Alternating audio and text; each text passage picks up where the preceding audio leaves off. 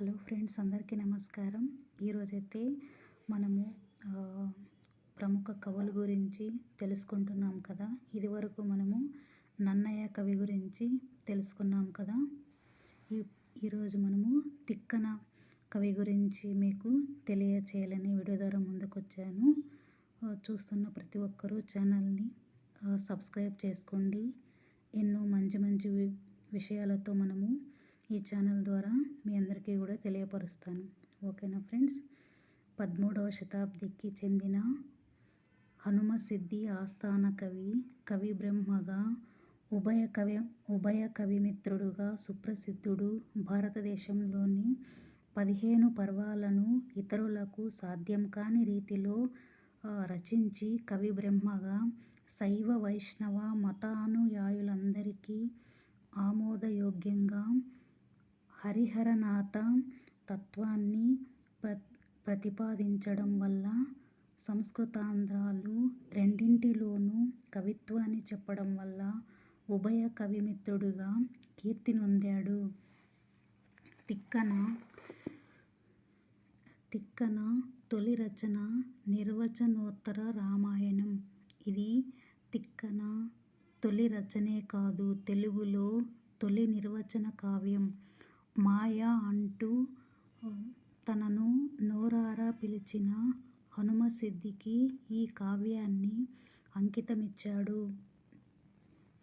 నిర్వచనోత్తర రామాయణంలో తిక్కన సీత పాత్రను అద్భుతంగా చిత్రీకరించాడు.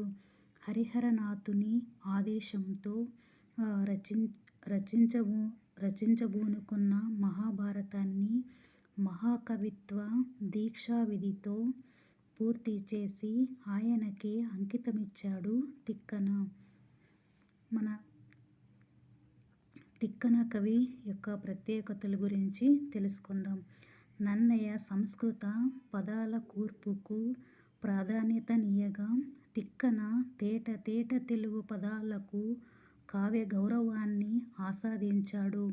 నన్నయ్య అక్షర రమ్యతతో తెలుగు భాషకు నాద మాధుర్యాన్ని ఆపాదిస్తే, తిక్కన అలతి పదాలతో తెలుగు భాషకు జీవం పోశాడు.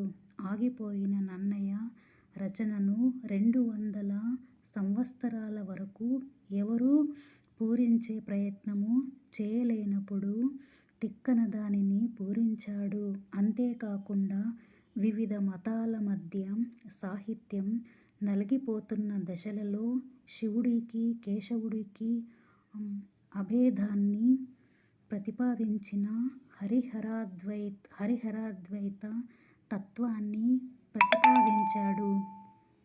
ఇంతేకాకుండా తెలుగువారు సగర్వంగా చెప్పుకోగలిగే భాషను తిక్కన అందించాడు. ఈయన పాత్ర విచిత్రణ, నాటకీయ రచనా సంవిధాలు తరువాతి కవులకు మేలుబంతిగా నిలిచినవి.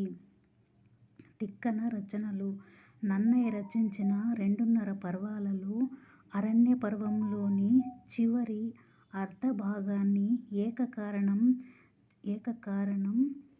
చేతను తిక్కన చేయబూనలేదు.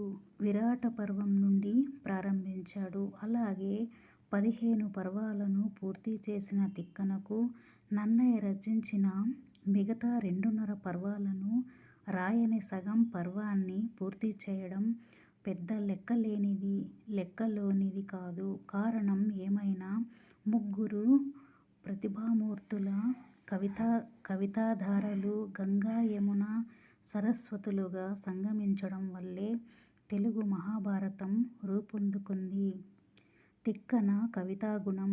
తెలుగు సాహిత్య కేదారానికి నారు పోసినవాడు నన్నయ్య, నీరు పోసినవాడు తిక్కన. సజీవ పాత్ర చిత్రణ, నాటకీయ శిల్పం, రసాభ్యుచిత బంధం, అర్థగాంభీర్యం ఈయన కవితాగుణాలు. సజీవ పాత్ర చిత్రణ. మహాభారతం ఒక విజ్ఞాన సర్వస్వం. ప్రతి పాత్ర దేనికదే ప్రత్యేకం. ఇలాంటి పాత్రలను జీవం పోసినట్టుగా చిత్రీకరించారు తిక్కన. పాత్రల బాహ్య అంతరంగిక చిత్రణలలో తిక్కన తనకు తానే సాటి. నాటకీయ శిల్పం. కొందరు కవులు పాత్రలను వర్ణిస్తారు. అలా కాకుండా తిక్కన రచనలలో పాత్రలే మన ముందు ప్రత్యక్షమై కదిలిన అనుభూతి కలుగుతుంది. ఇది తిక్కన సాధించిన ఘనత. తిక్కన చేతిలో శ్రవ్యకావ్యమైన భారతం దృశ్యకావ్యంగా భాసించింది. రసాభ్యుచిత బంధం. తిక్కనలోని మరో గొప్ప గుణం రసపోషణ. భారతం శాంతరస ప్రధానమైనదే అయినా సందర్భోచితంగా వివిధ రసాల్ని పోషించాడు తిక్కన. ఇదే రసాభ్యుచిత బంధం. దీనిని ఆదర్శంగా తీసుకుని భాషింతు తిక్కయజ్వ ప్రకారము రసాభ్యుచిత బంధంబు నొక్కిక్కమారు అంటూ శ్రీనాథుడు కాశీఖండంలో ప్రస్తుతించాడు. తిక్కనకు కూడా ఈ దృష్టి ఉండి ఉంటుంది.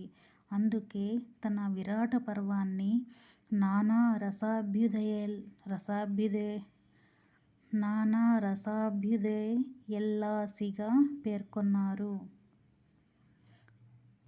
అర్థగాంభీర్యం. ప్రపంచ సాహిత్యంలోనే శబ్దంపై ఇంతటి అధికారం ఉన్న కవులు అరుదు. తక్కువ మాటల్లో ఎక్కువ అర్థాన్ని, ఎన్నో రకాల అర్థాల్ని స్ఫురింపజేయడం అర్థగాంభీర్యం.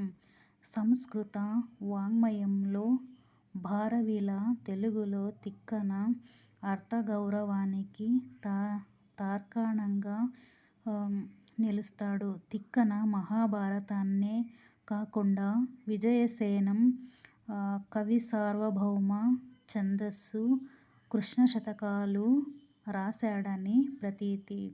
ఓకేనా ఫ్రెండ్స్, నా వీడియో అందరికీ నచ్చినట్లయితే మీరందరూ కూడా ట్రెండింగ్ గునేజ్ ఛానల్ని సబ్స్క్రైబ్ చేసుకోండి. ఇంకా మంచి మంచి వీడియోలతో నేను మీ ముందుకు వస్తూ ఉంటాను. ఏమైనా చెప్పడంలో ఒకవేళ ఏమన్నా తప్పు దొర్లితే నన్ను క్షమించండి ఫ్రెండ్స్. మళ్ళీ నెక్స్ట్ వీడియోలో మనము ఎర్రన్న కవి గురించి మనము తెలుసుకుందామా ఫ్రెండ్స్. మీరందరూ ఎంతో ఆసక్తిగా నా వీడియోస్ చూస్తున్నారు.